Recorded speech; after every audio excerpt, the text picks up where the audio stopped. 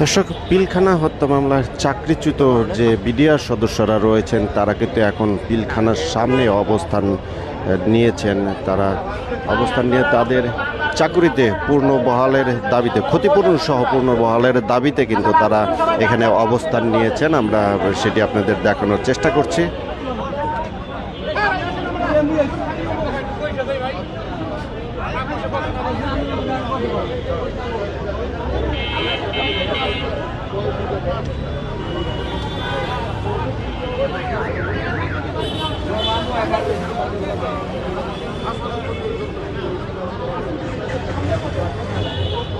জানিয়ে রাখি, পিলখানার ঘটনার যে ঘটনাটি ঘটেছিল সেই ঘটনার প্রেক্ষিতে যে বিডিআর সদস্যদের যে চাকরিচ্যুত করা হয়েছিল, সেই চাকরিচ্যুত বিডিআর সদস্যরা কিন্তু এই পিলখানার সামনে কিন্তু আজকে অবস্থান কর্মসূচি পালন করছেন। তাদের দাবি ক্ষতিপূরণ সহ তাদেরকে চাকরিতে পূর্ণবহাল করার দাবি জানাচ্ছেন তারা, এবং 64 জেলা থেকে কিন্তু এই ক্ষতিপূরণ চেয়েই তারা কিন্তু এখানে অবস্থান নিয়েছেন।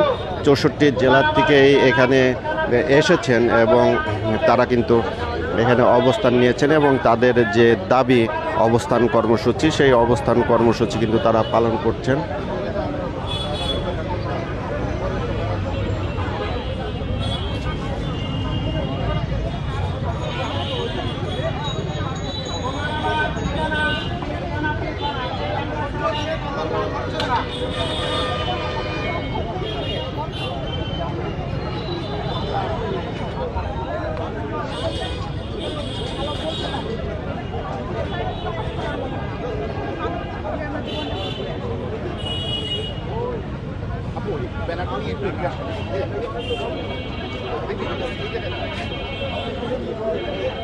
দর্শক, আমরা এখন রয়েছি পিলখানার যে গেটটি রয়েছে সেই গেটের অপোজিট সাইডে। এখানে কিন্তু চাকরিচ্যুত যে বিডিআর সদস্যরা রয়েছে তারা কিন্তু তাদের ক্ষতিপূরণ সহ চাকরিতে পূর্ণবহালের দাবি চেয়ে কিন্তু তারা এখানে এই অবস্থান কর্মসূচি কিন্তু তারা পালন করছেন। এবং এখানে আমরা দেখছি বিজিবির সদস্যরাও কিন্তু এখানে রয়েছেন, তারা কিন্তু অবস্থান নিয়ে রেখেছেন।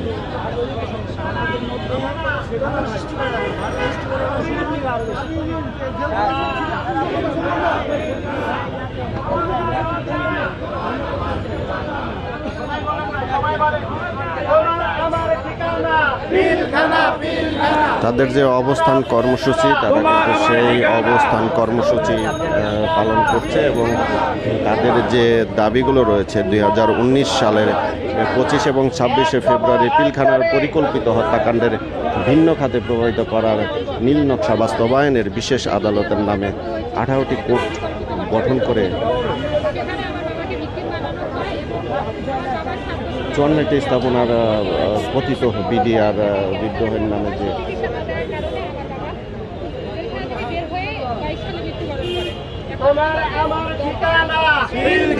বিদ্রোহের নামে এবং পরবর্তীতে অধিনায়কদের সমীকরণ কোর্টের মাধ্যমে একই অভিযোগে যে সকল বিডিআর সদস্যদের চাকরিচ্যুত করে বিভিন্ন মেয়াদের সাজা দেওয়া হয়েছিল, সেই উক্ত সাজাকে অবৈধ রায় এবং বাতিল করে সকল চাকরিচ্যুত সদস্যদের ক্ষতিপূরণ সহ কিন্তু তাদের চাকরিতে পূর্ণবহালের দাবি কিন্তু তারা জানাচ্ছে। আমরা একজন বিডিআর সদস্যর পরিবারের সদস্যর সাথে আমরা বিডিআর সদস্য মারা গেছেন তাদের পরিবারকে তাদের ন্যায্য কারণাদি যেন বুঝিয়ে দেওয়া হয়। আপনাদের মধ্যে দুইটা ভাগে বিভক্ত হয়ে আরেকটা গ্রুপ শুনলাম যে শহীদ মিনার অবস্থা করছে, দুই ভাগে বিভক্ত হওয়ার কারণ এটা কোনো দুই ভাগে বিভক্ত হয়নি। ওখানেও কর্মসূচি চলছে এই একই, এখানেও কর্মসূচি চলছে একই দফা, ওই একই আমাদের চাকরি পূর্ণবহাল এবং প্রকৃতপক্ষে যারা দোষী তাদেরকে আইডেন্টিফাই করুক এবং শাস্তির আওতায় নিয়ে আসুক। দুই জায়গায় করার উদ্দেশ্য যে আমরা এর আগের বারও শহীদ মিনারে গিয়েছি, শহীদ মিনারে গিয়ে আমরা কোনো ফলপ্রসূ ফলাফল পাইনি। সেখানেও আমার বাবা চাচারা অবস্থান কর্মসূচি পালন করছে এবং আমরাও এখানে অবস্থান কর্মসূচি পালন করছি। এখানে আমাদের কারোর সাথে এখনো পর্যন্ত দেখা হয়নি এবং কথাও হয়নি। আমাদের কিছু প্রতিনিধি টিম যদি ডিজি মহোদয় চান যে আমাদের সাথে কথা বলবেন, তাহলে আমাদের কিছু প্রতিনিধি টিম তাদের সাথে দেখা করবে এবং স্মারকলিপি প্রদান করবে। দর্শক শুনছিলেন একজন বিডিআর সদস্যর পরিবারের লোকের কথা, কিন্তু উনি বলছিলেন তাদের একটি টিম কিন্তু শহীদ মিনারে অবস্থান করছেন এবং আরেকটি টিম কিন্তু পিলখানার সামনে কিন্তু অবস্থান করছেন।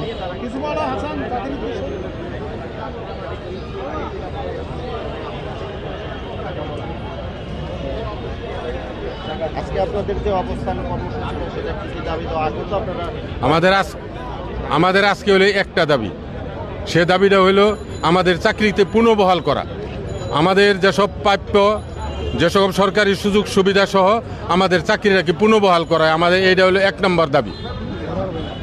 আমরা সরকারের কাছে আবেদন করি, আমাদের যে মিথ্যা বিভিন্ন অজুহাত দিয়ে আমাদেরকে চাকরিচ্যুত করছে এবং জেল দিছে, এই বিশেষ আইনকে বাতিল করে আমাদের চাকরিতে আবার পুনর্বহাল এবং আমাদের যে সুযোগ সুবিধা আছে সরকারি তা সম্পূর্ণভাবে দিয়ে আমাদেরকে চাকরিতে পুনর্বহাল, এটাই আমাদের একমাত্র দাবি। হ্যাঁ, আমরা কর্মসূচি দিয়েছি সরকারের কাছে, আমরা আমাদের আবেদনও করছি, সরকারের কাছে স্মারকলিপি দিয়েছি, তারাও এটা বিবেচনায় রাখছে। এখনো ফাইনালি কোনো কমেন্টস আমাদের কাছে এখনো আসে নাই।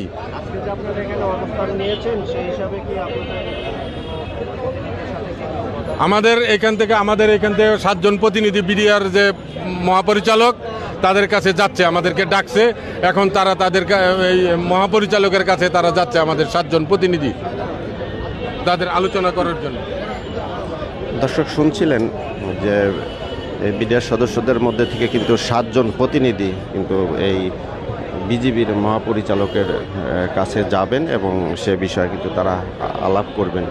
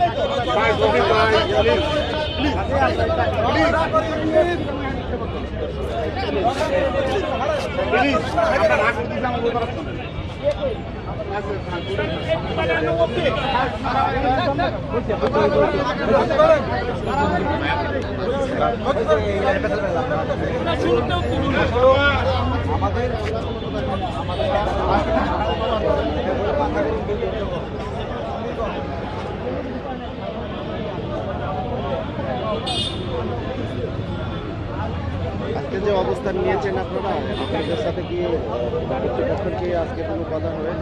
আসসালামু আলাইকুম। আমরা এখানে অবস্থান নিয়েছি একমাত্র আমাদের যারা ক্ষতিগ্রস্ত বিডিআর সদস্য আছি, আমাদের 1 দফা 1 দাবি, আমরা পুনরায় ক্ষতিপূরণ সহ পুনরায় চাকরিতে জয়েন করার জন্য আমাদেরকে সরকারের পক্ষ থেকে একটা সরাহ দেওয়া হোক। আমরা যেন পুনরায় আবার চাকরিতে জয়েন করে আমাদের ক্ষতিগ্রস্ত বিডিআর সদস্য যারা আছি তারা পুনরায় সুন্দরভাবে জীবনযাপন করতে পারি।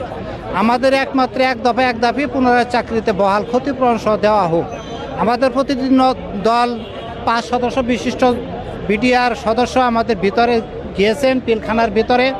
তিনারা হয়তো কর্তৃপক্ষের সাথে কথা বলে একটা সরাহ পাবো, সেই আশ্বাসে আমরা এগুলো অপেক্ষমান।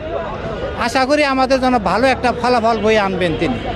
আমাদের এটা অন্য কোনো দাবি নয়। আর যারা এই কাজের সাথে জড়িত আছে মনে করেন কর্তৃপক্ষ, আমরা তো আর বলতে পারি না, কর্তৃপক্ষ যাদেরকে যাচাই বাছাই করে অপরাধ মনে করবে সরকারের রুল অনুযায়ী তাদেরকে সাজা দেওয়া হোক, এতে আমাদের কোনো আপত্তি নাই, আমরাও এটা চাই। তবে আমরা যারা বাইরে ক্ষতিগ্রস্ত, আমরা বিভিন্নভাবে সাজাপ্রাপ্ত হয়ে বাড়িতে অনেক কষ্টে জীবনযাপন করতেছি, আমাদেরকে পুনরায় সম্মানের সহিত সম্মান ফিরিয়ে দিয়ে চাকরিটা ফিরিয়ে দেওয়া হোক, এটাই আমাদের দাবি।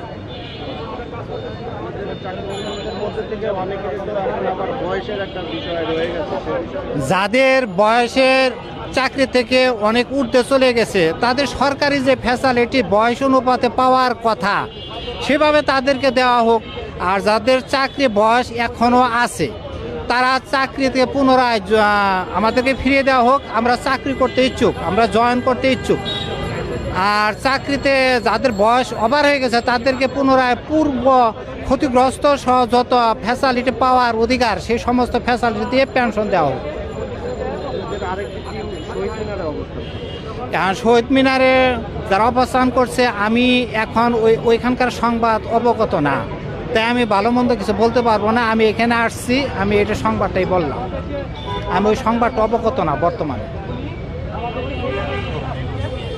দর্শক শুনছিলেন একজন চাকরিচ্যুত বিডিআর সদস্য, ওনার কথা, ওনার পরিবার নিয়ে কিন্তু ওনারা অনেক কষ্টে দিন যাপন করছেন এমনটি কিন্তু তিনি বলছিলেন। এবং তার যে দাবি সেটি হচ্ছে ক্ষতিপূরণ সহ তাদের চাকরিতে পূর্ণ বহালের যে দাবি, সেই দাবিতেই কিন্তু তারা অবস্থান নিয়েছেন।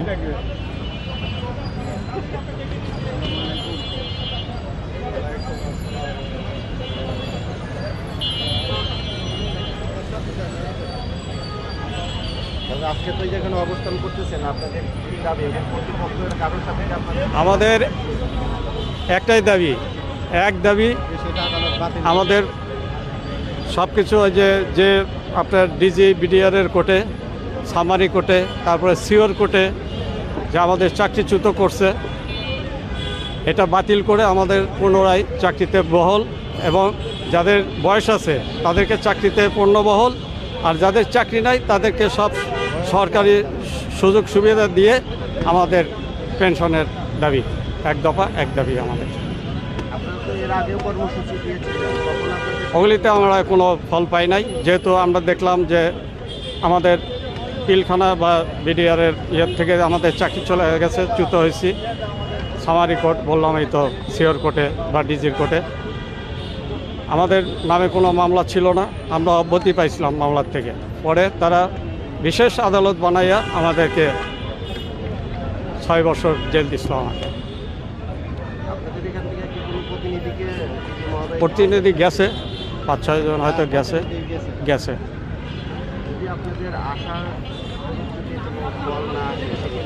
ইনশাল্লাহ আমাদের কর্মসূচি চলবে আর কি। দর্শক শুনছিলেন একজন চাকরিচ্যুত যে বিডিআর সদস্য, তিনি কিন্তু বলছিলেন যে তাদের যে দাবিটি ক্ষতিপূরণ সহ যে চাকরিতে পূর্ণবহাল, এবং সেই পূর্ণবহালের দাবিতে কিন্তু তারা এখানে অবস্থান নিয়েছেন। এবং সেই অবস্থানের পরিপ্রেক্ষিতে কিন্তু তাদের একটি প্রতিনিধি টিম কিন্তু গিয়েছেন তাদের সাথে আলোচনা করতে, এবং সেই আলোচনা শেষে তারা কি রেজাল্ট নিয়ে আসবে সেটি কিন্তু